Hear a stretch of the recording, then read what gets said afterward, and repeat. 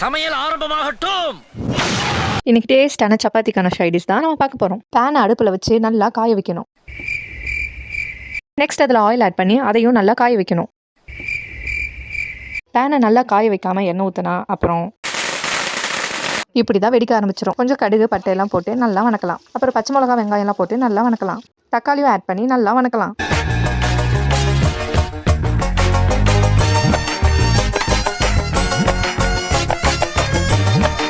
அடுத்து என்ன போடுறதுன்னு வேறு தெரியலையே. அடுத்த லைன் அப்புறட்டா கட் பண்ணு, அதே இடத்துல சுத்தாத. எதையாவது போடுவோம்னு பார்த்தா இஞ்சி பூண்டு பேஸ்ட் தான் இருந்துச்சு, அதையும் போடுவோம். நல்லா வணக்கன்னு வணக்கணும். அதுக்கப்புறம் ஒயிட் சுண்டலை ஆட் பண்ணி திரும்ப அதையும் நல்லா வணக்கன்னு வணக்கணும். எல்லா மசாலாவையும் அதோட அளவில் போட்டால் எல்லாமே டேஸ்ட்டாக வரும்னு சொன்னாங்க. அதனால நானும் வெயிட் மிஷினை எடுத்து வச்சு எல்லாத்தையும் அளந்து போடுறதுக்குள்ள சட்டியில் அடி பிடிச்சிருச்சு. நம் ராஜதந்திரங்கள் அனைத்தும் வீணாகிவிட்டது. இன்னும் பயிற்சி வேண்டுமோ? அதுக்கப்புறம் கொஞ்சம் தண்ணி ஊற்றி அதை மேட்ச் பண்ணி நல்லா வணக்கன்னு வணக்கி இருந்த பொட்டோட்டோவையும் அதில் ஆட் பண்ணிவிட்டு லாஸ்ட்டில் கசூரி மெத்தி போட்டு நல்லா கொதி வந்ததுக்கப்புறம் இறக்கணும்னா ஒயிட் சுண்டல் குருமா ரெடி.